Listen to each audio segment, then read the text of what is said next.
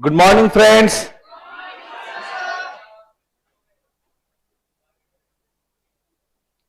आइए, पहला टॉपिक जिसका नाम है फाइनेंशियल एनालिसिस। देखिए, सही पूछिए तो ये चैप्टर एफएम का है ही नहीं।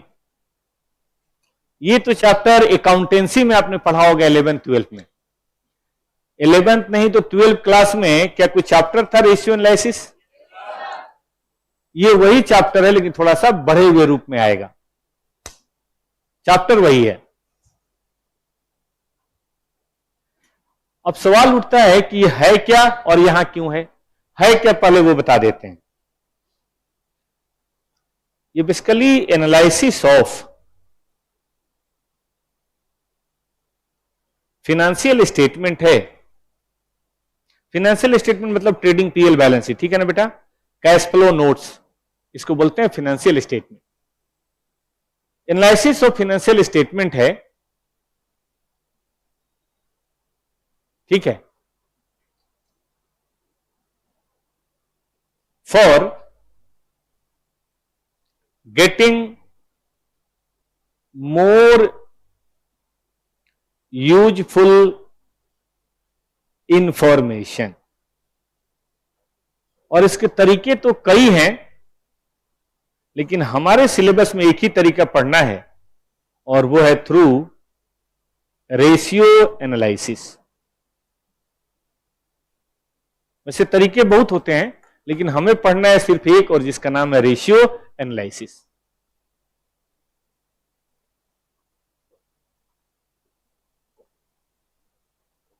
ठीक है मेरे दोस्त,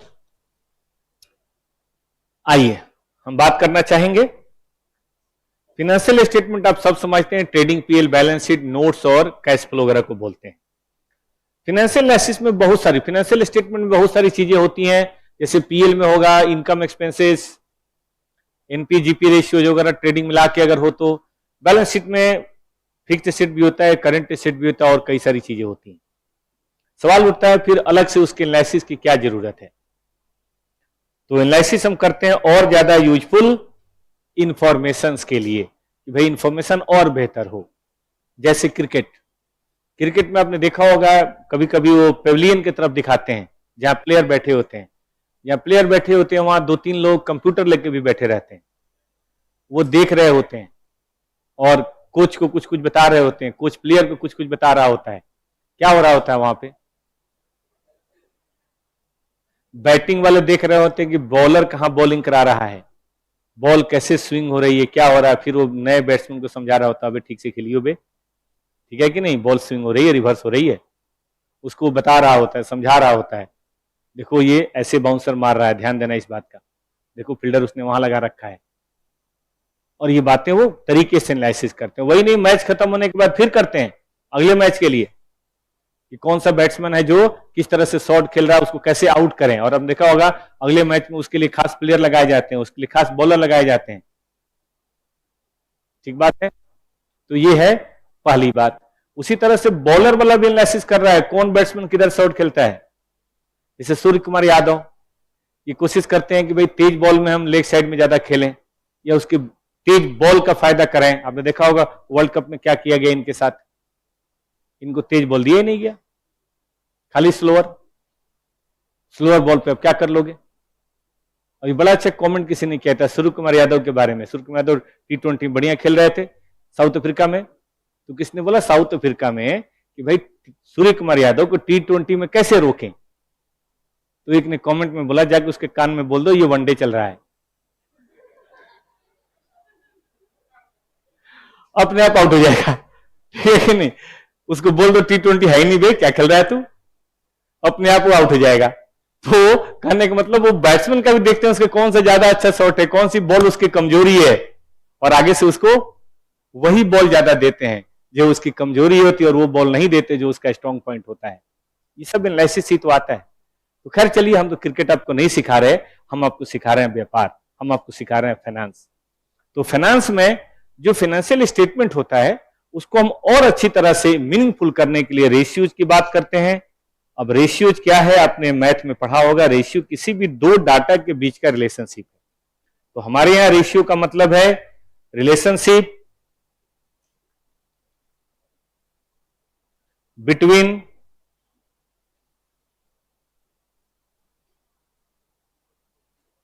टू, और बताइए, मोर फाइनेंशियल डाटा। देखिए हमारे डाटा टाइम एंड डिस्टेंस के नहीं होंगे, मैथमेटिक्स वाले नहीं होंगे, किलोमीटर वाले नहीं होंगे, हमारे डाटा कौन से होंगे, फाइनेंस वाले होंगे। और फाइनेंस का मतलब मनी में मेजर किया हुआ, मनी में मेजर किया हुआ डाटा हमारे पास होगा। जैसे एग्जांपल के तौर पे छोटा सा आपको एग्जांपल देते हैं, आप खुद इस बात को समझ जाएंगे रेशियो क्यों जरूरी है। देखिए सबको पता होता है, सबको पता होता है, मैं भूल गया, आइए, सबको पता है कि बैलेंस शीट के अंदर एसेट लायबिलिटी सब दिया हुआ है। कोई भी आदमी जाके देख सकता है कि भाई कैपिटल कितनी है, इक्विटी कितनी है, रिजर्व कितना है, प्रेफरेंस कितना है। नोट्स में और डिटेल होता है कि भाई पीपीई में कौन कौन सा है, कितना अमाउंट है। ये भी होता है कि इस साल कितना था और पिछले साल कितना था, याद करो। कंपैरेटिव होता है कि नहीं। पीएल में तो देखते हैं जीपी एनपी सब दिया ही होता है, और मेरे ख्याल से करंट ईयर का और प्रीवियस ईयर का भी दिया होता है, direct expense, indirect expense, sales, return, सब कुछ तो होता ही है।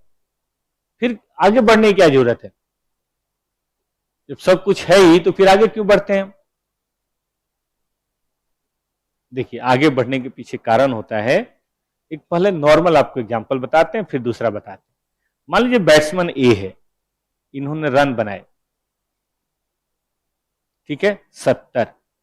बैट्समैन बी है, इन्होंने रन बनाए आधे, लेकिन मैच है T20, यानी कि जहां पे स्कोरिंग तेजी से करना बहुत जरूरी है। मान लीजिए उन्होंने बॉल लिया 75, मान लीजिए उन्होंने बॉल लिया 12, एक निकलेगा स्ट्राइक रेट। इनका स्ट्राइक रेट कितना होगा बताइए, बॉल बटे रन, नहीं रन बटे बॉल, रन बटे बॉल 93 पॉइंट, चलो यहां 35 बटे 12, इसको लोग बोलेंगे मैन ऑफ द मैच, इसको अगले मैच में बाहर।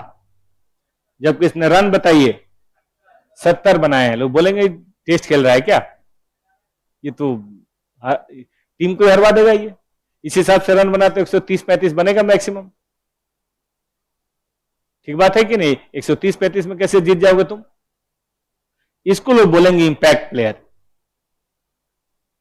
ये जल्दी आउट हो गया कोई बात नहीं, लेकिन रन की स्पीड को एक बार कोई बढ़ा देता है ना, तो बाकी वाले भी आगे ठोक देते हैं। एक बार इसको बोलते हैं मोमेंटम, मोमेंटम बेटा बन जाता है ना, तो फिर पीछे वाले भी उसी फ्लो में 2-4 छक्के चौके मार के वो भी आउट होके 12-12, 15-15 रन बनाते हैं और रन बन जाते हैं 180-190। ऐसा होता है कि नहीं। ये बड़ा इंपॉर्टेंट है कि मोमेंटम देना है, इंपैक्ट देना है। इंपॉर्टेंट रन का नहीं है, इंपॉर्टेंट बताइए स्ट्राइक रेट का है। रन तो बनने ही चाहिए, बट तेज गति से भी बनना चाहिए। बताइए स्कोर बोर्ड देख के ये बात पता चल पाएगी कभी, जब तक ये ना निकाला जाए। अब इसको मैं बिजनेस में ले चलता हूं, कहेंगे क्रिकेट ही खिलाने लगे सर आप। आइए चीजों को रिलेट करने के लिए बता रहा हूं बेटा, और कोई कारण नहीं है। मान लीजिए नेट प्रॉफिट है, एक कंपनी है ए लिमिटेड और एक कंपनी है बी लिमिटेड। इनका नेट प्रॉफिट है 100 करोड़, इनका नेट प्रॉफिट है 20 करोड़। अब 100 करोड़ मतलब 5 गुना ज्यादा। बताइए बढ़िया कंपनी कौन, कंपनी ए। लेकिन ये इंफॉर्मेशन बेटा मैंने आपको अधूरी दी है, आपको पूछना है सर कैपिटल कितना लगाया है। पता चला कि यहां पे कैपिटल लगाया गया 1000 करोड़ और यहां कैपिटल लगाया गया है 100 करोड़। परसेंटेज रिटर्न बताइए, इसको बोलते हैं रिटर्न ऑन कैपिटल।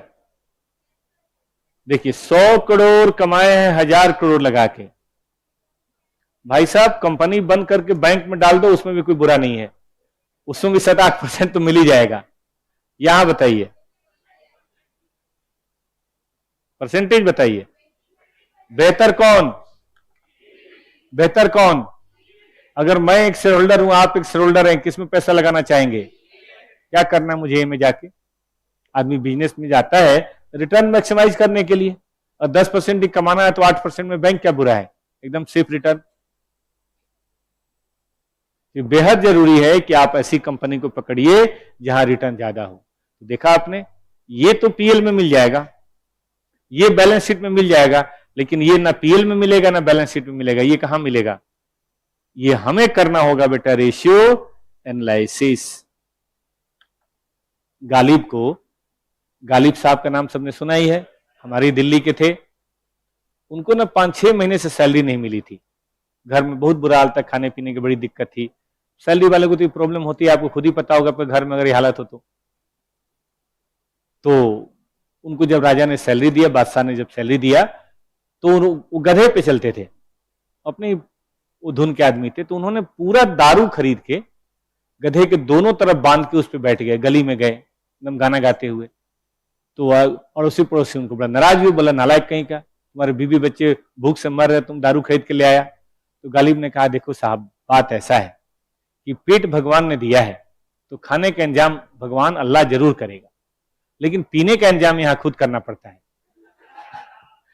तो देख भाई, मैंने पीने का इंतजाम 3-4 महीने का अब कर लिया, खाने का हो ही जाएगा, जैसे 4-5 महीने कटे हैं वैसे आगे कट ही जाएगा। तो देखो भैया, ये नेट प्रॉफिट और कैपिटल, ये है एब्सोल्यूट आइटम।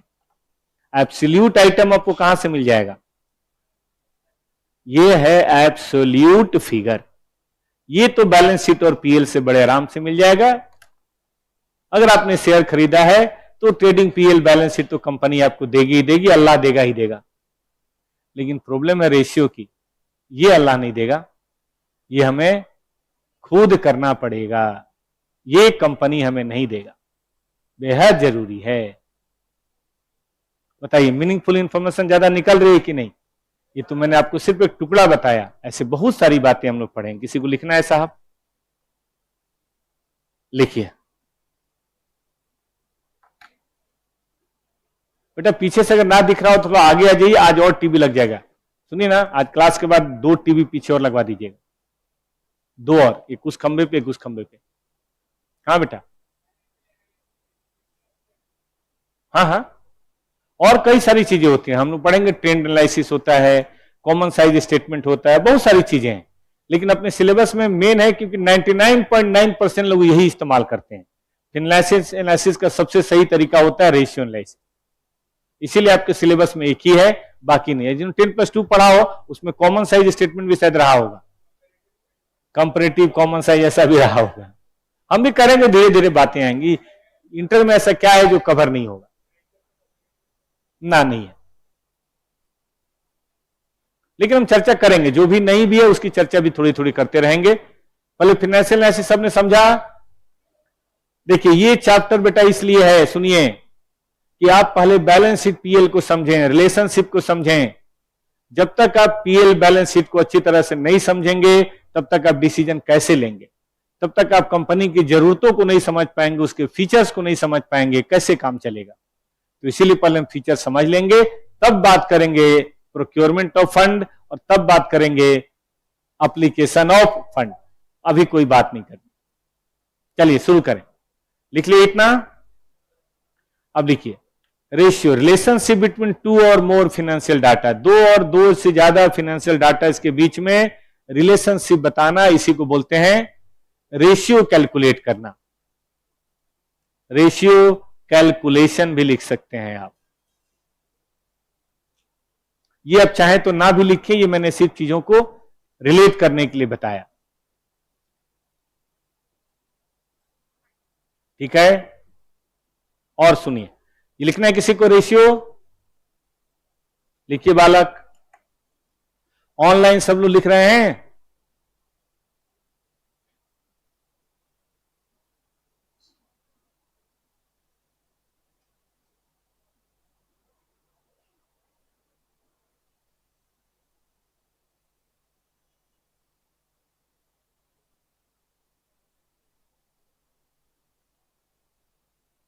चलिए, बड़ी अच्छी बात है दोस्त।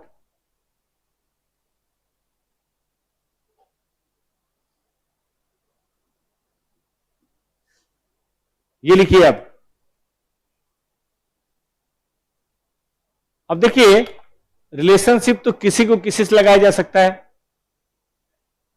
तो ऐसा हम नहीं करते, हम ऐसा करते हैं इससे कुछ मीनिंगफुल निकले, और इसीलिए हम रेशियो को थोड़ा क्लासिफाई करते हैं, क्लासिफिकेशन ऑफ रेशियो।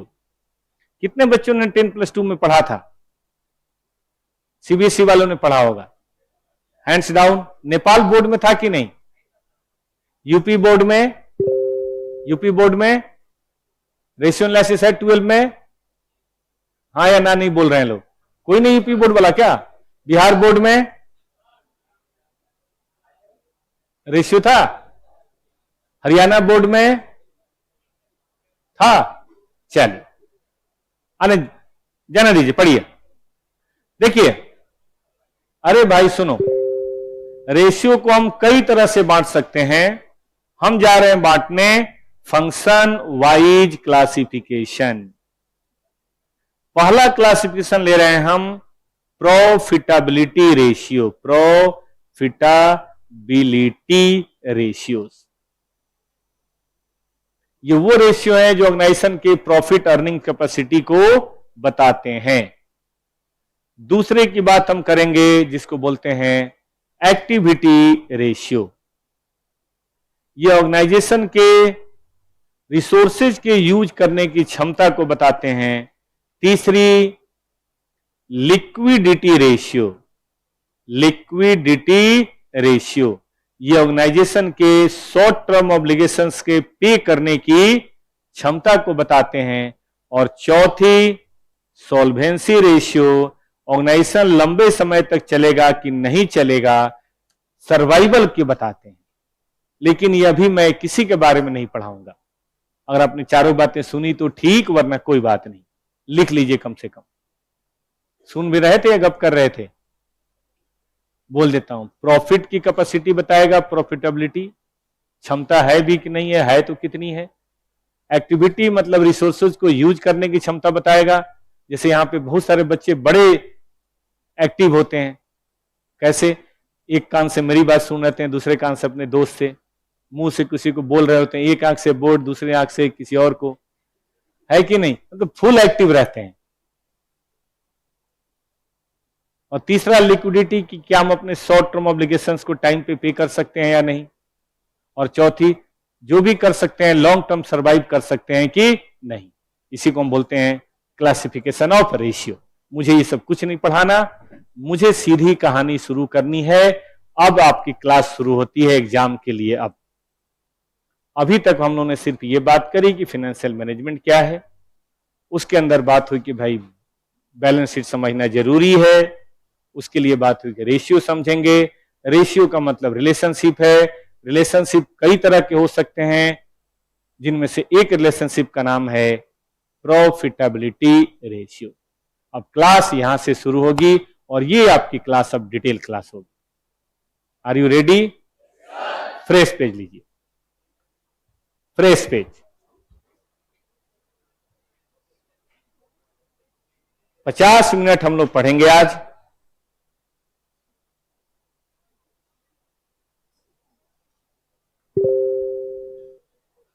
अभी तक की जो भी बातें हुई थी इनका मतलब था कि सब्जेक्ट क्या है, लेकिन अब जो बात होगी ये सीधा एग्जाम में काम आने वाली चीज है, सीधा।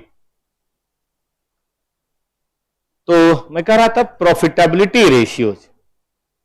देखिए, ये वो रेशियोज हैं जो एक्सप्लेन करते हैं, explain organisation capability to earn profit.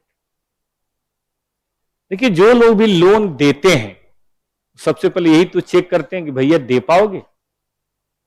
अभी हमारे कोई फैमिली में थे, वो अभी रिटायर हुए। रिटायर होने के बाद वो क्या बोलते हैं, उनको पेंशन नहीं है, वो चले गए बड़ा सा कार खरीदने की भैया हम कार खरीदेंगे। उन्होंने सुन रखा था लोन पे बहुत कार मिलता है, तो हम भी खरीद लेंगे। कार वालों ने सीधा उनको वापस कर दिया। मेरे को फोन मिला के बड़े दुखी हो रहे थे कि देखो ना बेटा, कार वाले ने हमारी बेइज्जती कर दी है। हमने कहा क्या हुआ अंकल? तो उन्होंने बताया हम कार खरीदने गए थे कि अब चलो अब बढ़िया से कार चलाएंगे, रिटायर हो गए, पूरे उम्र तो कमाते रहे, तो अब वो रिटायर हो गए। कार वाले ने कहा कि हम आपको लोन किस बात पे दें, जॉब आप करते नहीं है, पेंशन आपको है नहीं, तो चुकाएंगे कहां से? हाँ, आपके बाल बच्चे अगर अर्न करते हैं तो उनको बताइए, उनके नाम पे हम दे देते हैं आपको, उनको बुला के लाइए। बताइए क्या कार वाला गलत था अपनी जगह पे? भाई मान लीजिए किसी को 10 लाख 20 लाख का लोन दे रहे हैं तो वापस भी तो लेना है महीने में 30,000 40,000 50,000, दे वही सकता है जो कमा रहा है।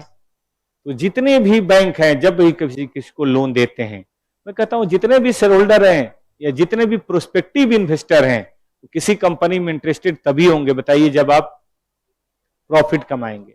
आप कभी, अभी तो खैर मत देखिए, लेकिन जब आप ट्रेनिंग में जाएंगे तो देखिएगा, जिस कंपनी को 2-4 हजार करोड़ का प्रोजेक्ट मिल जाए उसका शेयर अगले दिन 5% बढ़ता ही बढ़ता है।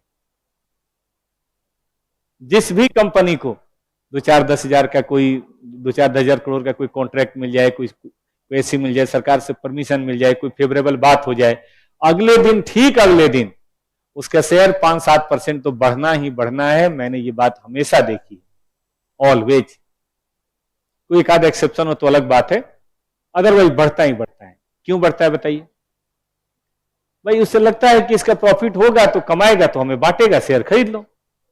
इसका उल्टा, अगर मान लो कोई निगेटिव खबर आ जाए कि बैन हो गया, चाहे कोई ऐसी बात हो गई, कोई कंप्यूटर उसका दुश्मन आ गया, कुछ और बातें हो गई, है ना, बताइए, कोई जीएसटी का रेट पड़ गया, कोई इनकम टैक्स का रेट पड़ गया, बताइए क्या होता है फिर? अपने आप डाउन। बताइए क्यों? कमाई कम होगी। इसका मतलब इस रेशियो पे तो नजर सबकी रहती ही रहती है। अब ये कहां से पता चलेगा? तो देखिए, इसके लिए आपको अपने पीएल स्टेटमेंट को एनालिसिस करना पड़ेगा। अब पीएल स्टेटमेंट बनाना एफएम का काम नहीं है, बनाना किसका काम है? अकाउंट का। अकाउंट वाले आपको पीएल, ट्रेडिंग पीएल, मतलब जो भी बना के दें वो देंगे, हमें तो उसकी एनालिसिस करनी है। ठीक बात है? तो देखिए, इसके लिए स्टेटमेंट ऑफ पीएल आप लोगों ने पहले भी पढ़ा है, हम एक बार फिर दोहरा देते हैं और हम आपको उसे वर्टिकल फॉर्मेट में बेटा बनाएंगे। वर्टिकल समझते हो? ऊपर नीचे, है ना, ऊपर नीचे। पहले बनता था ज्यादा ऐसे हॉरिजेंटल, T4, इधर इनकम इधर एक्सपेंस, लेकिन अब आजकल वर्टिकल हो गया है। क्यों हो गया आज आपको मतलब समझ आएगा। वर्टिकल बनाने में थोड़ा माइंड उतना नहीं चलता, वैसे चलता है इधर इनकम लिखो इधर एक्सपेंस लिखो, जीपी निकालो एनपी निकालो, जल्दी बनता है। वर्टिकल में थोड़ा सोचना पड़ता है, लेकिन ये रेशियो एनालिसिस के लिए बहुत अच्छा होता है। इसीलिए आजकल टी फॉर्म अब बंद हो गया, ज्यादा कौन सा चालू हो गया? वर्टिकल। जगह की दिक्कत है, अब बिल्डिंग ऐसी नहीं बन रही है, बिल्डिंग अब ऊपर नीचे। पहले गांव की बिल्डिंग बनती थी छोटे शहरों में कि चारों तरफ से कमरे बनते थे, बीच में आंगन होता था, केले का पेड़ होता था, तुलसी का पौधा होता था, ठीक है कि नहीं, एक बड़ा सा बांस लगा के ऊपर हनुमान जी का क्या बोलते हैं वो तिरंगा लगाया जाता था। अब कहां पॉसिबल हो पाएगा? अब जाके देखिए जगह की इतनी दिक्कत है कि अब घर ऐसे बन रहा है, ऊपर नीचे, 1 फ्लोर 2 फ्लोर 3 फ्लोर 4 फ्लोर। एक ना छोटे गांव का कुत्ता अपने मामा के यहां लक्ष्मी नगर में आया, आप भी गए होंगे, अपने गए मामा के यहां, ऐसे ही समझ लीजिए, ठीक है कि नहीं। तो यहां पे आया, यहां पे उसने देखा कि बहुत सारे खंभे लगे हुए हैं, उसके गांव में खंभे नहीं थे, बड़ा खुश हो गया कि खंभे लगे हैं तो थोड़ी आसानी होगी। आपने देखा ही होगा, है कि नहीं, कार्यक्रम करने में।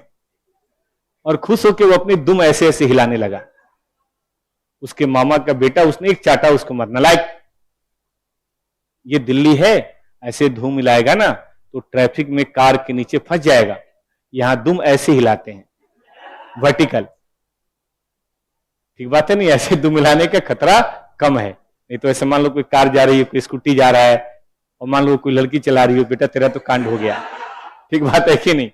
इसीलिए खंभे देखो, खुश हो, लेकिन वर्टिकल काम करना है, जो भी काम करना है।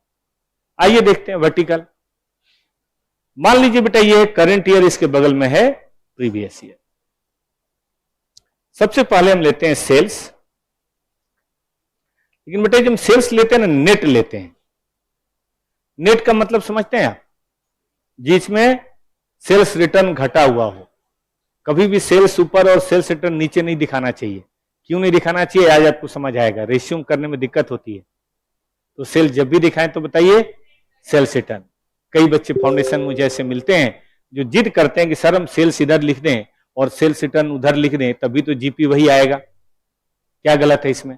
गलत है। जो जीपी रेशियो निकालना चाहेगा उसको परेशानी होगी, क्योंकि जीपी रेशियो या जीपी आप कभी भी सेल्स पे नहीं कमाते, नेट सेल पे कमाते हैं। 10 लाख का बेचा और 1 लाख वापस आ गया, तो बताइए सेल कितनी है? 9 लाख, 9 लाख पे। और सुनिए, अगर कोई जीएसटी है और सेल में शामिल है तो उसे हटा दीजिए। जीएसटी आपके बाप का है, जीएसटी मोदी जी का है। मान लीजिए आपने बर्गर बेचा 100 रुपए का और 5 रुपए जीएसटी आया, तो आपकी सेल क्या 105 रुपए है? आपने कल जीएसटी पढ़ा था क्या? कुछ आइडिया लगा? इनडायरेक्ट टैक्स है। तो 5 रुपए बर्गर वाला कलेक्ट करके गवर्नमेंट को दे देता है। बर्गर वाले को कितना हुआ? 100 रुपए, नहीं 100 रुपए, 100 प्लस 5 मैंने कहा था, 100 रुपए हुआ। तो याद रखिए नेट सेल्स का मतलब क्या है, कहीं लिख लीजिए। नेट सेल का मतलब sales less sales return less GST. ठीक है ना? कहीं लिख लीजिए। सेल्स का मीनिंग जो है, सेल्स मतलब सेल्स रिटर्न, मतलब sales less sales return less GST. Net sale means sales return less, मतलब सेल्स लेस सेल्स रिटर्न, और लेस बताइए, अगले पेज पे लिख लो, कोई बात नहीं, अगले पेज पे लिख लो। अब इसमें से बेटा जो हम घटाते हैं, इसका नाम हमारी दुनिया में है कॉस्ट ऑफ गुड्स सोल्ड। इसका भी शॉर्ट फॉर्म है सीओजीएस। आगे से बेटा मैं कभी सीओजीएस बोलूंगा, हमेशा कॉस्ट ऑफ गुड्स सोल्ड कभी नहीं बोलूंगा। और आपको भी ध्यान रखना है ये टर्म, भाई अपनी दुनिया में आए हो, ठीक है कि नहीं, तो फिर इसी काम को करना पड़ेगा। ये हमारी दुनिया है, ये चार्टर्ड की दुनिया है, हमें कुछ टर्म्स का नाम ऐसे ही रखना है। अभी और बहुत सारे नाम आज बताऊंगा जो हमेशा शॉर्ट फॉर्म में आपको इस्तेमाल करना है बोलने में। लिखने में तो पूरा भी लिख दो चलेगा, लेकिन बोलने में हमेशा शॉर्ट फॉर्म इस्तेमाल करना है। आएगा भी, धीरे धीरे आएगा। अब कॉस्ट ऑफ गुड्स सोल्ड में देखो बेटा कई सारी चीजें होती हैं। एक तो सबसे मेन होता है मटेरियल, है ना, रॉ मटेरियल। लेकिन रॉ मटेरियल में एक वर्ड लिखूंगा, कंज्यूम्ड। नाम सुना आपने? एक होता है लेबर या वेजेज, और एक होता है बाकी और भी जो डायरेक्ट एक्सपेंसेस सुना आपने। और किसी ने अगर मैन्युफैक्चरिंग पढ़ा हो, फाउंडेशन में पढ़ा है कभी थोड़ा बहुत, तो फैक्ट्री के जितने भी खर्चे हैं जो प्रोडक्शन करने में संबंधित है, वो सारी चीजें होती हैं। फैक्ट्री के जितने भी खर्चे हैं, हम कई बार डायरेक्ट एक्सपेंसेस की बजाय थोड़ा और लिख लेते हैं फैक्ट्री ओवरहेड। क्योंकि देखो जब तक माल बनेगा नहीं तब तक माल बिकेगा कैसे?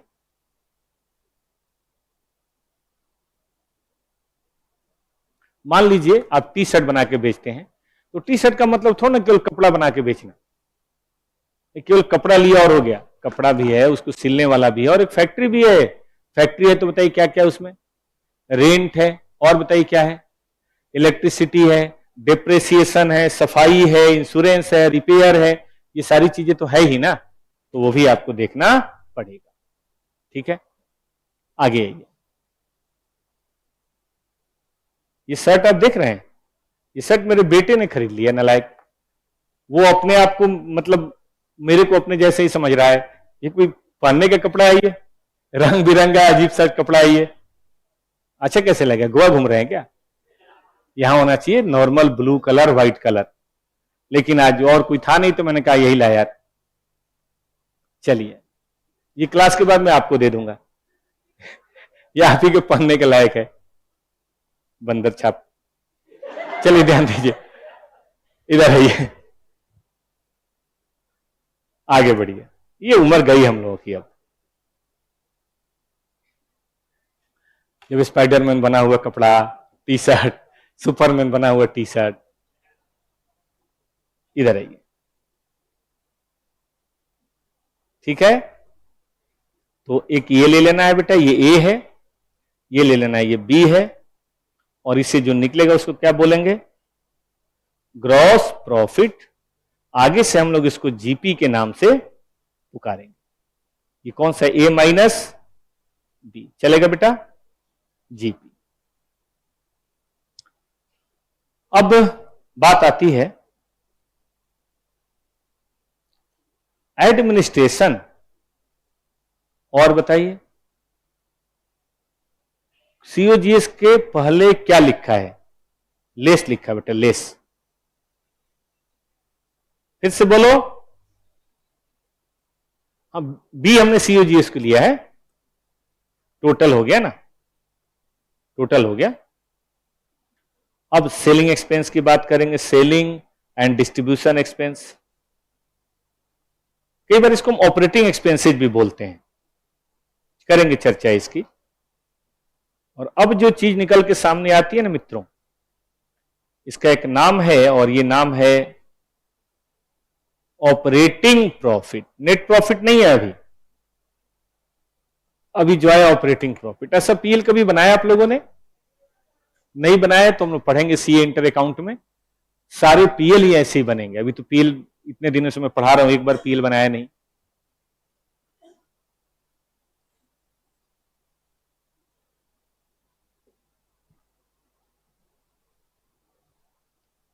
चलें आगे। अब आइए लिखिए ना,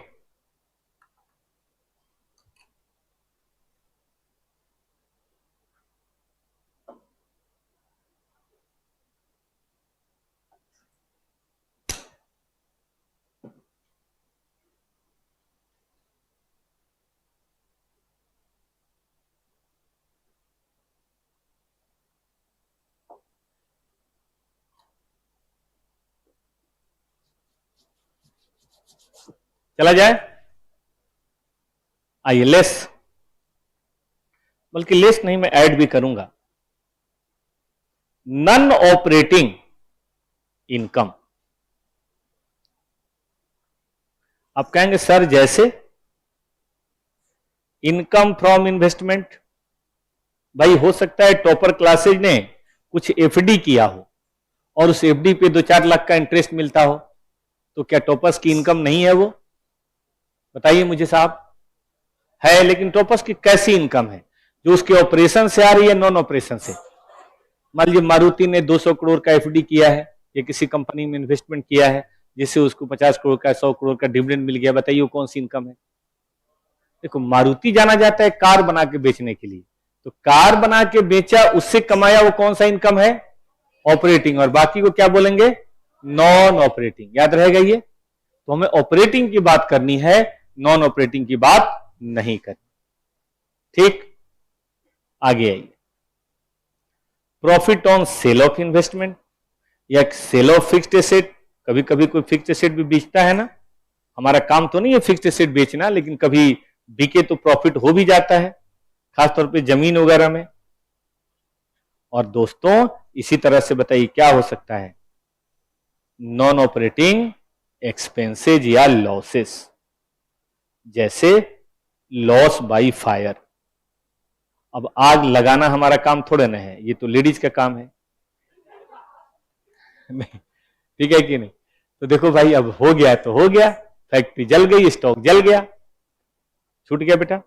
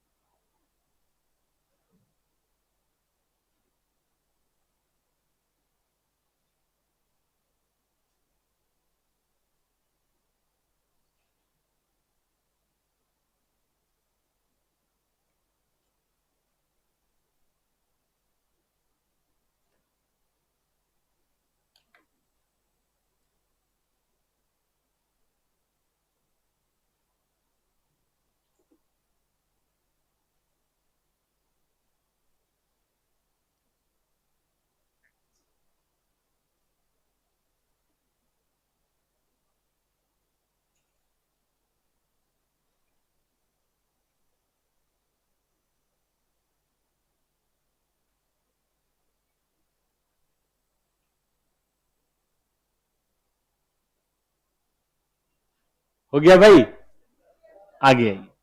जैसे loss on sale of investment या फिक्स्ड एसेट, ऐसा हो सकता है।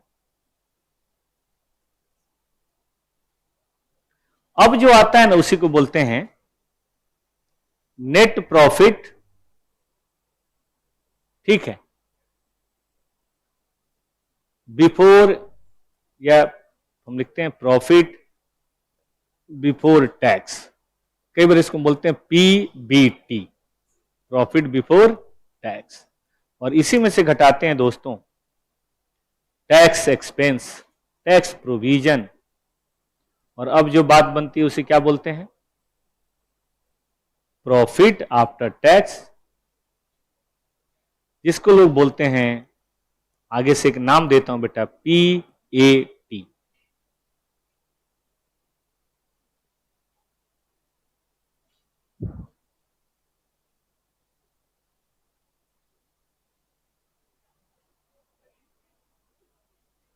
हाँ, इंटरेस्ट रिटर्न नॉन ऑपरेटिंग में, यहां भी लिख लीजिए,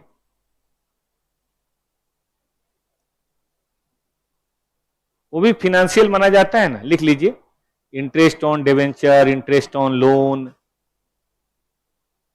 वो भी ऑपरेटिंग थोड़ा ना है, कोई बिजनेस थोड़ा ना करता है कि तुम लोन लेके फैक्ट्री खरीदो। देखो आप बस ना बेटा अपना लोन लेके खरीदो चाहे अपने पैसे से खरीदो, जो भाड़ा मिलना है वही मिलेगा, बस फर्क ये है कि अगर इंटरेस्ट देना है तो उसमें से थोड़ा शेयर करना पड़ेगा, नहीं तो सारा पैसा अपना है।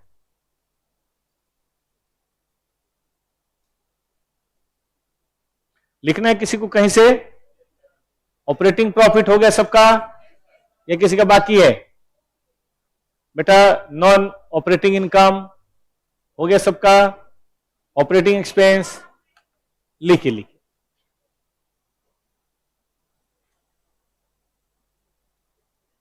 मतलब हमने फंक्शन वाइज बांटा एक्सपेंसेस को, एक्सपेंसेस बनाने के जो है वो जीपी में ले लिए, सही है गलत, एडमिनिस्ट्रेशन और बेचने का था वो ऑपरेटिंग में ले लिया,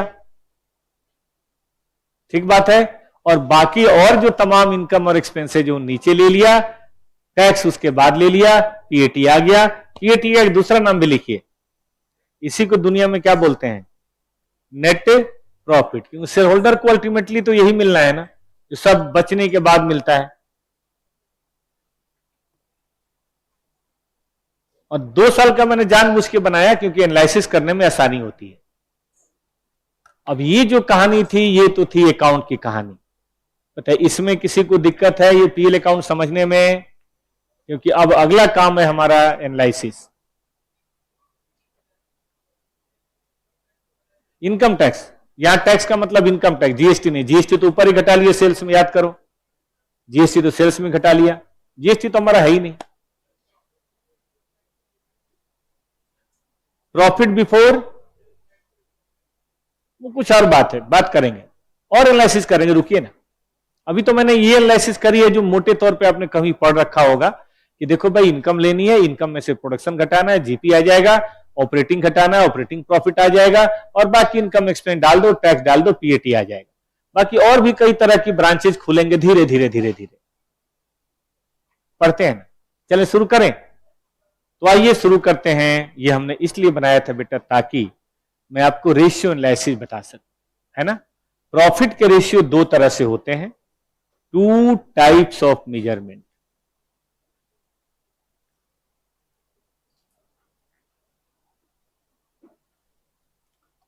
एक होता है, ऐसे लिखते हैं, इन रिलेशन टू सेल्स, मतलब सेल्स के रिस्पेक्ट में हम प्रॉफिट को एक्सप्रेस करते हैं। इसका फॉर्मूला बड़ा सिंपल होता है, x divided by sale into 100। देखिए रेशियो को 2 तरह से एक्सप्रेस करते हैं, या तो परसेंटेज में या टाइम्स में, और 100 से गुना कर दें तो परसेंटेज में, और नहीं गुना करें तो टाइम्स में। बात एक ही होती है, हम 2 बोले, 2 टाइम्स बोले या 200% बोले, बात तो एक ही है, इतना तो आप समझते ही। लेकिन यह x का मतलब जानते हैं क्या है, x वेरिएबल है। जीपी निकालना हो तो बताइए फॉर्मूला क्या बनेगा, जीपी बट्टे सेल। एनपी निकालना हो तो एनपी बट्टे सेल। ऑपरेटिंग प्रॉफिट निकालना हो तो ऑपरेटिंग में 2 चीजें कांस्टेंट हैं, कौन कौन सी, सेल कांस्टेंट है और 100 कांस्टेंट है, बदलना सिर्फ एक्स को है। एक्स तो हमेशा बदलते रहते हैं, तभी तो एक्स है। करंट फिर एक्स, ऑलवेज चेंजिंग। तो चीजें मुश्किल नहीं बेटा, सब सिस्टमेटिक है। प्रॉफिट का कोई भी रेशियो निकालो, ऊपर रखो नीचे रखो सेल, और सेल कौन सी? Net cell. लिखा था कहीं नेट सेल का मतलब सेल्स रिटर्न कम करके, जीएसटी कम करके। इसीलिए मैं ट्रेडिंग में हमेशा कहता हूं कि सेल नेट लिखा कीजिए, कभी भी सेल इधर और सेल्स रिटर्न इधर मत लिखिए। बंदा जीपी रेशियो नहीं निकाल पाएगा, एनपी रेशियो नहीं निकाल पाएगा, ऑपरेटिंग प्रॉफिट रेशियो नहीं निकाल पाएगा। तो फाउंडेशन में पढ़ाई होती है बेटा, ताकि इंटर में आपको कोई दिक्कत ना हो। कई बच्चे बात मान लेते हैं, कई नहीं मानते, कई तो डेटा इधर लिखते हैं, प्रोविजन फॉर डाउटफुल उधर लिखते हैं बैलेंस शीट में, देखा होगा आपने। उनमें से एक आप भी होंगे।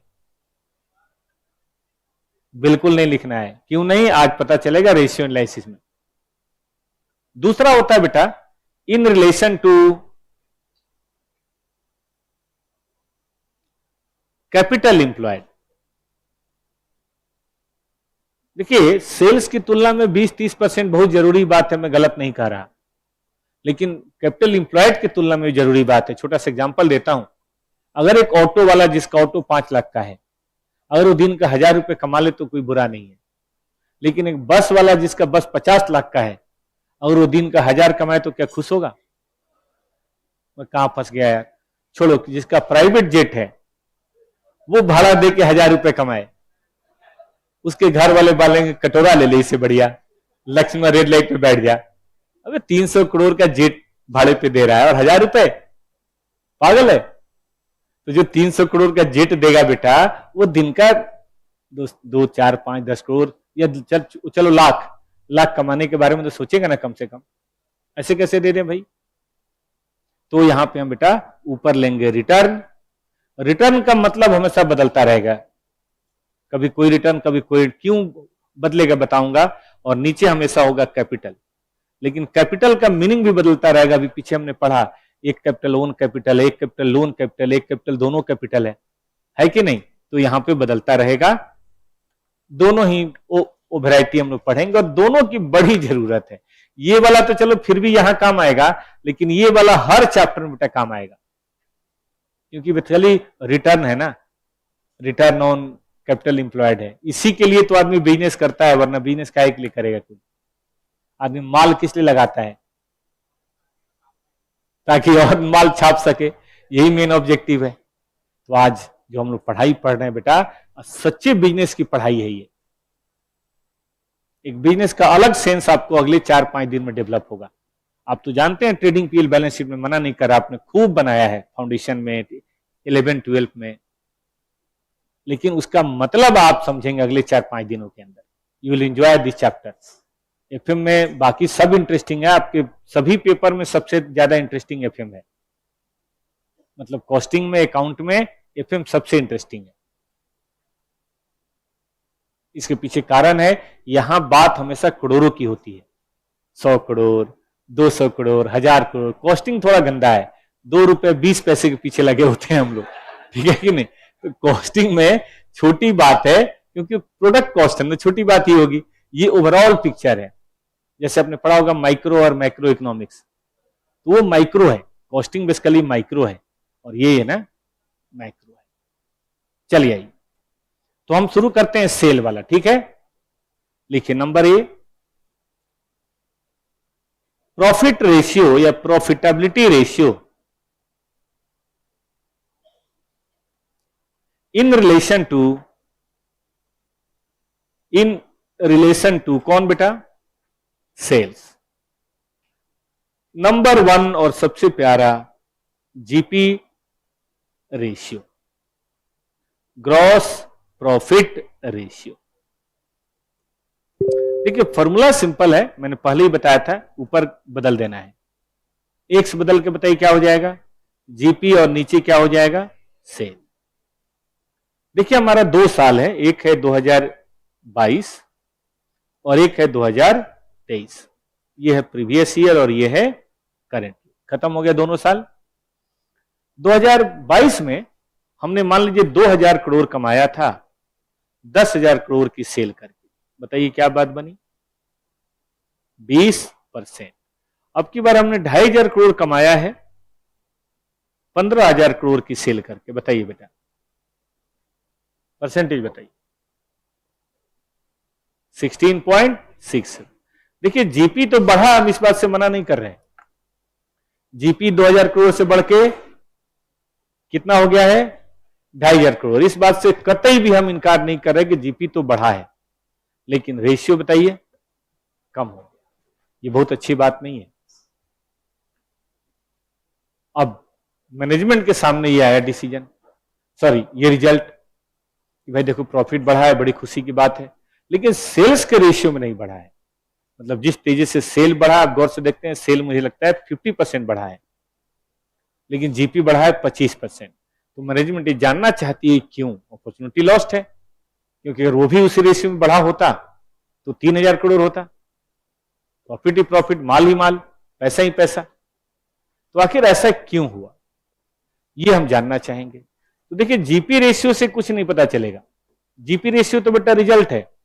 ये वही बात है जैसे डॉक्टर के पास आप फीवर लेके जाएंगे तो कभी फीवर का इलाज नहीं करता, वो पहले पता लगाएगा कि फीवर का कारण क्या है, कॉज। क्योंकि फीवर सही पूछिए बेटा कोई बीमारी है ही नहीं, फीवर तो एक सिम्टम है। शायद थोड़ा बहुत बायोलॉजी आपने पढ़ा होगा 11th 12th 9th में, कि भाई शरीर के अंदर अगर कोई एक्सटर्नल बैक्टीरिया वायरस आता है तो शरीर के अंदर ना ढिसुम ढिसुम शुरू होता है। जैसे बाहर गली का कुत्ता आता है तो गली वाले भौंकने लगते हैं, ध्यान दिया कभी आपने? गली के कुत्ते ना बाहर वाले को आने नहीं देते, भौंकने लगते हैं, मिल के भौंकते हैं सभी, तो उससे गली में शोर बढ़ जाता है, ये भी भौंक रहे हैं वो भी भौंक रहे हैं। बिल्कुल यही फीवर है कि बाहर के जब लोग आते हैं तो अंदर वाला जो WBC है पता नहीं क्या बोलते हैं, उनके अंदर फाइट होती है, और जहां भी फाइट होती है, चाहे घर हो, चाहे क्लासरूम हो, चाहे कहीं भी कॉलेज हो, वहां गर्मी तो थोड़ी बढ़ी जाती है, इसमें कोई रोक थोड़ा ना सकता है, तो गर्मी बढ़ जाती है, यही है फीवर। तो कोई भी कंपाउंडर ना कैसे इलाज करेगा फीवर का, कि फीवर है बेटा चलो क्रोसिन खा लो 250 mg, नहीं ठीक हुआ चलो भाई ये 500 mg क्रोसिन, तभी नहीं हुआ चलो डोल खा लो। डोल है कि ढोल है, क्या है वो? चलो डोल है 650 mg, वो खा लो। वो भी नहीं हुआ तो चलो 2 खा लो। वो भी नहीं हुआ, अभी फीवर बढ़ता जा रहा है, बेटा तुम्हें दवा नहीं दुआ की जरूरत है, कंपाउंडर का स्टॉक खत्म। लेकिन डॉक्टर ऐसा करता ही नहीं है। डॉक्टर तो सबसे पहले आके बताइए क्या करेगा, डॉक्टर सबसे पहले दिखेगा बेटा जीभ दिखा, आंखें दिखा, ठीक है कि नहीं, पेट पे ठोक के देखेगा क्या खाया था, पिछले 2-4 दिन में कहीं बाहर गए थे, ठंडी लगी थी, गर्मी लगी थी, रात भर नहीं सोए थे, कोई बेचैनी है, परेशानी है, कई तरह की बातें। तब तक नर्स आपका पल्स, तब तक बीपी का चेक, वजन का चेक, थर्मामीटर लगा के टेम्परेचर का चेक, मतलब फटाफट दोनों लोग मिलकर आपके बारे में सारी जानकारी हासिल कर लेते हैं। फिर भी बात समझ आई तो ठीक, नहीं तो 2-4 रिपोर्ट डाल देते हैं कि भाई ये ब्लड टेस्ट करा के लाओ, आजकल बहुत चल रहा है चिकनगुनिया, ये करके लाओ, ये करके लाओ, ये करके लाओ, और शाम को फिर मिलो, 500 रुपए देता जा, शाम को फिर 500 रुपए दे, और वो देखते हैं कि अच्छा अच्छा ये वायरस है, ये बैक्टीरिया, और अगले दिन उसका सही इलाज शुरू करते हैं। तो बेटा आप क्या बनना चाहते हैं? फाइनेंशियल कंपाउंडर की डॉक्टर, फाइनेंशियल डॉक्टर, तो हमें अब अंदर उतरना पड़ेगा, जीपी के तत्वों को जानना पड़ेगा। जीपी तो मैं फिर कह रहा हूं, जीपी तो रेसिडुअल फिगर है, जीपी तो बचा हुआ फिगर है। यहां 20% बचा या 16% बचा? जीपी इसलिए 20% 16% बचा बेटा क्योंकि जीपी के अंदर जो बात होती है, जरा ध्यान से देखिएगा, ये बात होती है सीओजीएस और जीपी, दोनों मिला के बताइए क्या होते हैं? सेल्स। ये देख रहे हो 30 ml ठीक नहीं होता ना, पटियाला पैक, ध्यान दीजिए, हाँ सुनिए, ध्यान दीजिए इस बात को। ये जो आप देख रहे हैं बेटा, इसमें जितना पानी है ना वो सीओजीएस है। चलिए, अरे नहीं है डालना मत, कहीं फालतू में लोग समझे साला दारू पी रहा है क्लास में, ठीक है कि नहीं? चलिए आइए ध्यान दीजिए, और जो बच गया वो ग्रॉस प्रॉफिट है, क्योंकि ग्लास सेल है। आजकल ना बेटे जानते हो, सेल आप तकरीबन नहीं बढ़ा सकते, सेल प्राइस तो हरगिज भी नहीं, कंपटीशन का जमाना है भाई। हीरो अपनी बाइक बेच रहा है तो 100 सीसी की बाइक का मार्केट में रेट तय हो गया है, 125 सीसी का बाइक का रेट एक तय हो गया है, 150 सीसी की बाइक का रेट तय है। अब बहुत उसमें फीचर ऐड ऑन करके थोड़ा कम या थोड़ा ज्यादा कर सकते, इससे ज्यादा आप कर ही नहीं सकते। आपने कभी ध्यान दिया है? आजकल तो कार देखो, बाइक देखो, कई .com होते हैं, आपने ध्यान दिया होगा, उसी पे सब आपको पता चल जाएगा। तो सेल प्राइस बढ़ाना बेटा मुश्किल है, लेकिन सीओजीएस कंट्रोल करना, कॉस्टिंग पढ़ते हैं हम लोग, सीओजीएस तो कम कर सकते हैं। जितना आप सीओजीएस कम करेंगे बताइए क्या होगा, उतना ही आपका ग्रॉस प्रॉफिट बढ़ेगा। सीओजीएस बढ़ेगा क्योंकि ये कांस्टेंट हो गया मोर और लेस, ये चेंज कर सकते हैं परसेंटेज। क्या मैं सही हूं ये बात लेकर? तो इसीलिए अगर आपको जीपी के सही कारणों का पता लगाना है तो बोलिए क्या करना पड़ेगा आपको? आपको सीओजीएस की तरफ जाना पड़ेगा और फिर सीओजीएस से आपको और एनालिसिस करके बात करनी पड़ेगी कि मटेरियल क्या है, लेबर क्या है और ओवरहेड क्या है। देखिए, अगर ये 80% है तो इसको तो 20 होना ही है ना बेटा, है ना?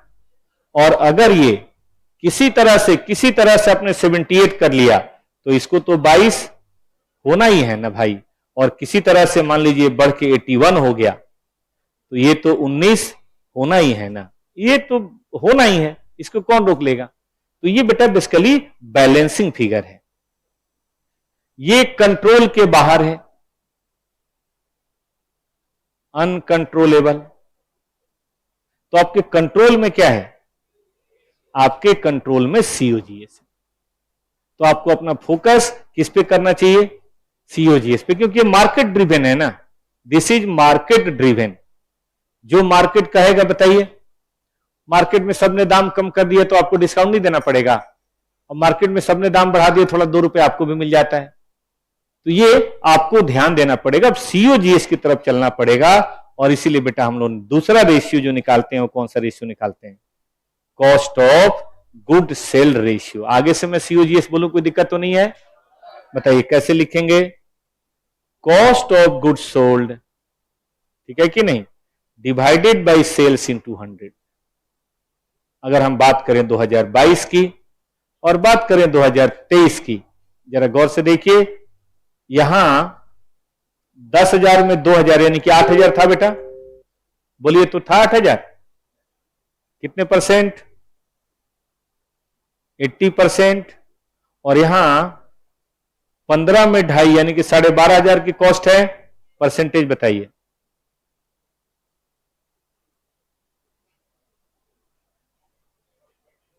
%83.33%।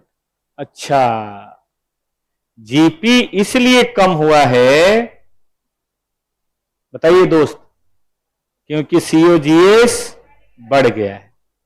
तो एक समझदार एनालिस्ट को इस जीपी पे नजर रखनी चाहिए।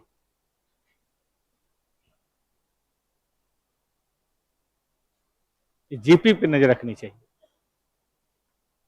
मैंने क्लास में बोला होगा आपको कि कभी भी ना अपने दोस्त के पीछे मत भागिए,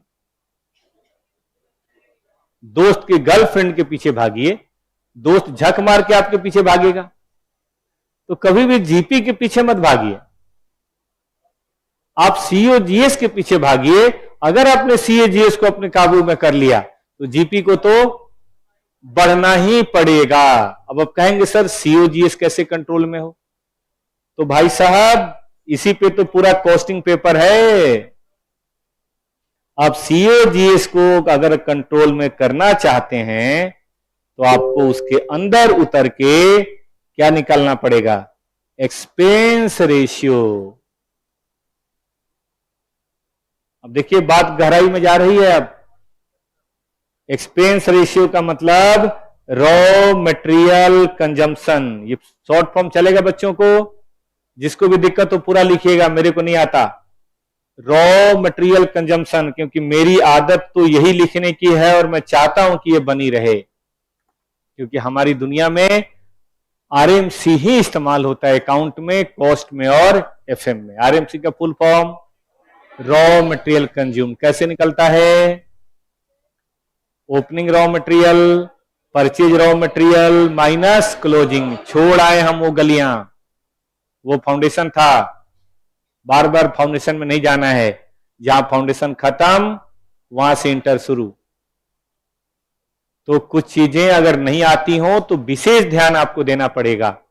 आप ये नहीं कर सकते सर मैंने फाउंडेशन ठीक से नहीं पढ़ा, क्योंकि अगर नहीं पढ़ा तो इंटर में ज्यादा मेहनत आपको करनी ही पड़ेगी। मैं आपको आगाह कर रहा हूं, क्योंकि यहां पे दो तरह का पेपर नहीं आएगा कि फाउंडेशन ठीक से पढ़ा है और फाउंडेशन ठीक से नहीं पढ़ा है। हाँ, कोई कमी हो तो एकदम बता देना, सर मुझे रॉ मटेरियल कंजम्पशन नहीं आता, मैं पूरा डिटेल कैलकुलेशन बता दूंगा, उसकी कोई दिक्कत नहीं। चलो, रॉ मटेरियल कंजम्पशन रेशियो क्या करेंगे? ऊपर आरएमसी, नीचे सेल। सुनिए, वेजेज रेशियो, ये वेजेज भी बहुत इंपॉर्टेंट पार्ट होता है ना, वेजेज बटे सेल्स। और तीसरा manufacturing expense ratio, manufacturing overhead ratio, factory overhead ratio. बताइए ऊपर क्या लिखेंगे? Factory overhead divided by sales into. देख बेटा, हम एक काम करते हैं, हम ना 2022 का और 2023 का जा रहे हैं लिखने।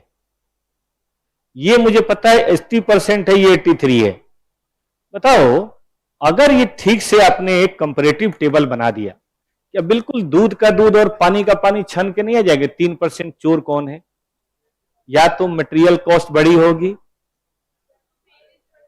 या तो वेजेज बढ़ा होगा, और या फिर फैक्ट्री ओवरहेड। बल्कि हम ये दोनों लिखने के बाद देखो हम क्या करेंगे, खूब बढ़िया से दोनों कैलकुलेट कर लेंगे। और आपके पास अगर पीएल अकाउंट है तो कैलकुलेट करने में कोई दिक्कत तो, इतना तो सबको पता है, कैलकुलेटर सबके पास है भाई। आरएमसी लेंगे, सेल्स लेंगे, वेजेज लेंगे, सेल्स लेंगे, 2023 का लेंगे, 2022 का लेंगे। यहां पे लिखेंगे बेटा हम चेंज, यहां पे लिखेंगे हम कंपैरिजन। अब देखो, या तो ये बढ़ा होगा, अब ये बढ़ा है, ये बात पता चल गई कि अच्छा रॉ मटेरियल कंजम्पशन बढ़ा है, तो हमारी कॉस्ट अकाउंटेंट साहब आएंगे और वो अपनी किताब कॉपी कंप्यूटर लेके शुरू हो जाएंगे। मटेरियल कॉस्ट बढ़ा है, अनपॉसिबल, मेरे रहते मटेरियल कॉस्ट बढ़ गया। अब वो आगे मेहनत शुरू करेंगे, मटेरियल कॉस्ट कहां बढ़ा है? क्या मटेरियल कंज्यूम्ड ज्यादा हुआ है क्वांटिटी, या मटेरियल महंगा खरीदा है प्राइस, या नॉर्मल वेस्टेज हुआ है, कहां बढ़ गया, क्यों बढ़ा कॉस्ट? ये पता करने की कोशिश करेंगे। मटेरियल की चोरी तो नहीं हो रही, क्या चक्कर है? तो ये पढ़ेंगे हम लोग, एक चैप्टर आएगा स्टैंडर्ड कॉस्टिंग, जिसमें हम लोग वेरिएंस एनालिसिस करेंगे। देखो, अगर आग लगी है तो उसके कारणों का पता लगाने से काम नहीं चलेगा, आगे ना लगे इसीलिए एनालिसिस हो रही है। टेस्ट मैच खत्म होने के बाद एनालिसिस काहे के लिए होती है? पिछले मैच के रिजल्ट को बदल देंगे? पिछले मैच के रिजल्ट को बदल पाएंगे एनालिसिस करके आप? लेकिन भाई अभी टेस्ट मैच और खेलने हैं, उसमें तो काम आएगा ना। तो बेटा यही है फाइनेंशियल मैनेजमेंट। एक फिनांस मैनेजर को अपने ट्रेडिंग पीएल बैलेंस शीट के रग रग की जानकारी होनी चाहिए, तब जाके बात बनेगी। स्पिनर को ये नहीं पता हो कि मैं क्रीज का कैसे इस्तेमाल करूंगा, काहे का स्पिनर बनेगा वो? आपने देखा होगा, कभी कोई ball wide of the crease डालता है, कोई बॉल विकेट के पास से डालता है, कभी राउंड ऑफ द विकेट डालता है, कभी ओवर विकेट चला जाता है, और वो अपने गेंद में वेरिएंस लाता है कि बैट्समैन को चकमा दे सके, खासतौर पर T20 में, क्योंकि उसमें तो बैट्समैन खड़ा ही होता है स्पिनर को, आ जा बेटा तुझे भी बाहर भेजते हैं।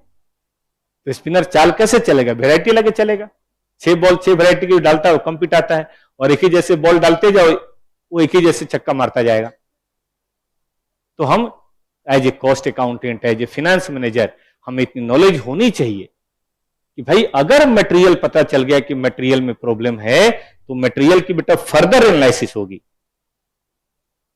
मैं आपको केवल ये नहीं पढ़ा रहा बेटा जीपी रेशियो, 10+2 में आपने जीपी रेशियो पढ़ा होगा, सीओजीएस पढ़ा होगा, लेकिन उससे काम नहीं चलता।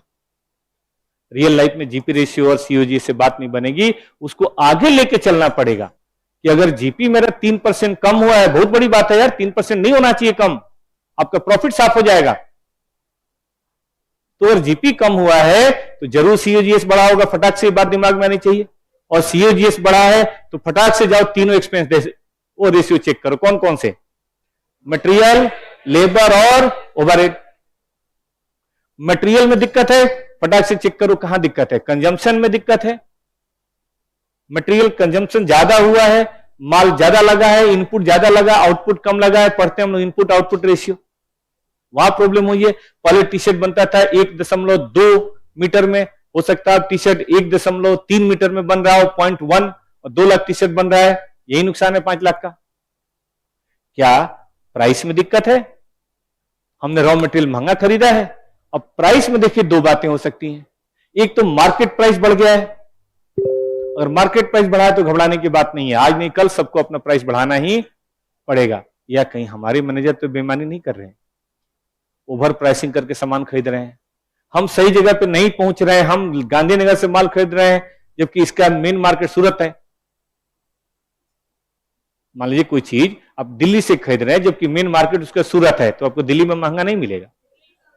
आप ओरिजिनल मतलब वो जहां पे मैन्युफैक्चर बैठे वहां जाओ, डायरेक्ट फैक्ट्री वाले के पास जाओ। अब सपोज करो आप वुलन गारमेंट के सेलर हैं, अब वुलन गारमेंट के सेलर दिल्ली में खरीद के दिल्ली में बेचेगा, क्या मिलेगा? मैं लुधियाना जाओ, जो लुधियाना में भी मार्केट में मत जाओ, फैक्ट्री में जाओ, जो वुलन गारमेंट बना के बैठा है, और फैक्ट्री में भी सीजन में मत जाओ, ऑफ सीजन में जाके ऑर्डर दो, मई में ऑर्डर दो, जून में ऑर्डर दो, थोड़ा पैसा दो, वो बना के आपको सही रेट पे देगा। क्योंकि देखो जो सस्ता नहीं खरीदेगा उसको महंगा तो बेचना ही पड़ेगा ना, आपका जीपी तो कम आएगा ही आएगा ना। देख रहे हैं कितनी बड़ी बात होती है किसी भी बिजनेस को चलाना, इतना आसान नहीं है। बिजनेस को चलाने के लिए हमें गहराई पैदा करनी पड़ेगी। सिमिलरली अगर मान लो मटेरियल में दिक्कत नहीं है, दिक्कत हमारे लेबर में है, अच्छा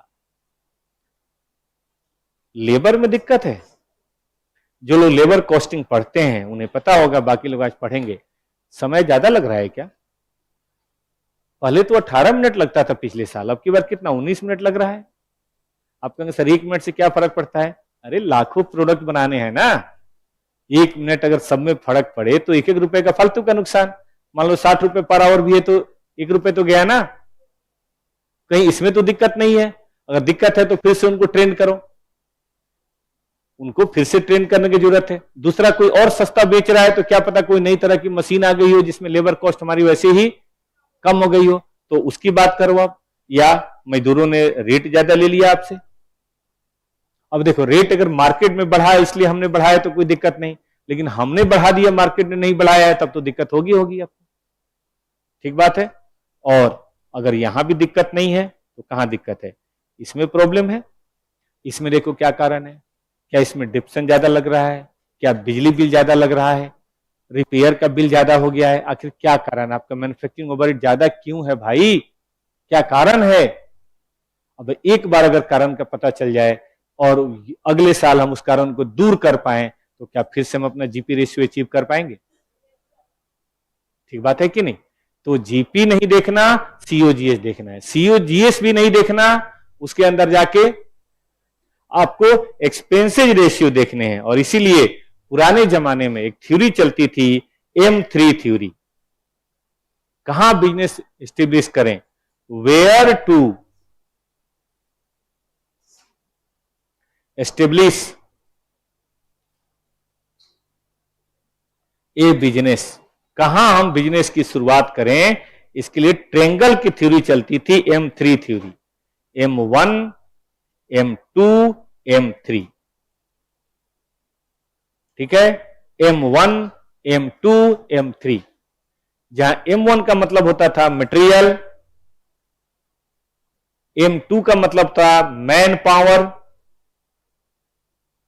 और M3 का मतलब होता था मार्केट। और लोग बोलते थे कि फैक्ट्री ने इसके सेंटर में होनी चाहिए। सेंटर में फैक्ट्री क्यों होनी चाहिए भाई? मटेरियल के पास फैक्ट्री खोलेंगे तो सस्ता पड़ेगा मटेरियल, नहीं ट्रांसपोर्टेशन कॉस्ट नहीं लगेगा, अच्छी क्वालिटी मिलेगी, ताजा स्टॉक मिलेगा। अब जूस की फैक्ट्री खोलनी है तो भाई जहां पे वो फल मिलता है, मान लीजिए ऑरेंज के जूस की फैक्ट्री खोलनी तो नागपुर जाओ। अब ऑरेंज के जूस की फैक्ट्री अब बिहार में खोल रहे हैं, आपको माल महंगा मिलेगा और खराब मिलेगा, ताजा नहीं मिलेगा। सेब की अगर आपको जूस बनाने हैं, एफपी बनाना है तो हिमाचल में जाओ, मनाली में खोलो फैक्ट्री। सही कह रहे हैं कि नहीं? वहां अच्छा रहेगा। लीची की अगर जूस की फैक्ट्री खोलनी है, हमारे गांव में आओ। हाँ भाई, हमारे गांव में आओ, मोतिहारी मुजफ्फरपुर में आओ, वहां लीची फ्रेश मिलेगा, सस्ता मिलेगा, वहां ज्यादा बेटर होगा। आम का खोलना है यूपी में आओ, गुआवा खोलना है इलाहाबाद में आओ। ये देखना पड़ेगा आपको, क्योंकि उल्टी बात करोगे तो काम खराब होगा। और देखो पुराने जमाने में ना मशीनें ज्यादा नहीं थी, काम कैसे होता था? मैनुअल। तो जहां मैन पावर सस्ता हो। अब महाराष्ट्र में प्रॉब्लम है, वहां मैन पावर महंगा है, लेकिन यूपी बिहार अभी भी सस्ता है। 10,000 में अनस्किल्ड और 15,000 में स्किल्ड वर्कर आपको आराम से मिल जाएगा। ठीक बात है कि नहीं? ये हमारे यूपी बिहार के लोग नालायक हैं। सिर्फ लॉ एंड ऑर्डर ये थोड़ा सा ठीक कर लें, सारी फैक्ट्री आने को तैयार बैठी हुई है, क्योंकि मैन पावर तो यही है। मजबूरी में लोग सूरत में चाहे महाराष्ट्र में फैक्ट्री खोलते हैं, मैन पावर तो यहां बैठा हुआ है, लेकिन यहाँ पे आते ही लोग फालतू का काम शुरू कर देते हैं। इसीलिए बिजनेस में रिस्क के चलते नहीं आता। पढ़ेंगे आगे हम लोग रिस्क मैनेजमेंट। एक एग्जाम्पल देता हूं, मार्केट नजदीक होगा तो माल बेचने में आसानी होगी। जमशेदपुर का नाम किसी ने सुना या कोई है वहां के या उसके आसपास के? हाँ, टाटा है कोई वहां से या आसपास? कहां के तुम लोग? किसी शहर के नहीं होते हो? मैं तो बड़ा दुखी हुई है, बच्चे हैं कहां से? तो जमशेदपुर कितनी दूर है और फैक्ट्री किसने खोली? टाटा जी ने। कब खोली? 1907 में, आज से 125 साल पहले। Tata iron steel factory. बताओ, वो पारसी लोग हैं, पारसी लोग तो मुंबई में रहते थे, तो मुंबई का पारसी जमशेदपुर में फैक्ट्री क्यों खोला? मुंबई के पारसी को मुंबई में फैक्ट्री खोलनी चाहिए। सुबह कार में बैठ के चले जाते, शाम को घर आ जाते, सुबह चले जाते, घर आ जाते। भाई आयरन स्टील महाराष्ट्र में थोड़े ना है। आयरन मतलब स्टील बनाने के लिए आयरन ओर चाहिए, लाइम स्टोन चाहिए, कोल चाहिए, वाटर चाहिए, और भी कह रहे हैं बॉक्साइड या मतलब जो भी चीजें चाहिए, ये सब महाराष्ट्र में कुछ भी नहीं है। उस जमाने में इतना रेल भी नहीं था कि माल सब लाद लाद के ले आए, ट्रक बस तो खैर वो सवाल ही नहीं था। तो उन्होंने कहा कि भाई वहां से हम रॉ मटेरियल यहां लाएंगे और फिर थोड़ा सा हम आयरन बनाएंगे, स्टील बनाएंगे, उससे अच्छा कि वहीं चले जाते हैं, स्टील कहीं भी ट्रांसपोर्ट कर लेंगे, फिनिश प्रोडक्ट कम होता है ना। दूसरा वो झारखंड था, वहां पे बहुत फैक्ट्रियां नहीं थी नहीं कुछ भी, आदिवासी क्षेत्र था, लोगों के पास रोजगार नहीं था, तो मैन पावर सस्ता। मतलब उस समय में हो सकता है 1 रुपए 2 रुपए महीना दो, आदमी जम के काम करेगा। सुन रहे हैं ठीक से? आपको पता होगा 1907 में कैपिटल दिल्ली नहीं था, कैपिटल कोलकाता था। और कोलकाता उस जमाने में ट्रेड का बहुत बड़ा सेंटर होता था, जिससे आप पूरे ऑस्ट्रेलिया और मिडिल ईस्ट वगैरह सब जगह माल भेज सकते थे जहाज से। जहाज ही था उस समय, है कि नहीं? तो कलकत्ता नजदीक है, 3-4 घंटे के रास्ते पे है। तो क्या सीखा आपने कि भाई जमशेदपुर की जो फैक्ट्री लगी थी वो सीओजीएस के प्रोजेक्ट पे लगी थी। वरना तुम एक लॉजिक बताओ, Parsi from Mumbai opening A factory and so big factory in Jharkhand, क्या तुक है इसका? Cost consideration. और तब ना वो इतना बड़ी फैक्ट्री बनी, और उसने मुंबई में शुरू किया होता तो चलता, थोड़ा बहुत चलता, फिर थोड़े समय बाद बंद भी हो गया होता। लेकिन वहां आज तक चल रहा है, 118 साल हो गए, 17 साल हो गए, और आज तो वर्ल्ड की सबसे बड़ी फैक्ट्रियों में से एक माना जाता है। इसका मतलब अपने बेसिक्स को आपको करेक्ट करना पड़ेगा एज ए बिजनेसमैन। जो केवल ट्रेडिंग पीएल बैलेंस शीट देखने से काम नहीं चलेगा, और यही काम है रेशियो एनालिसिस के लिए। जानेंगे ऐसी कुछ इंटरेस्टिंग बातें ब्रेक के बाद।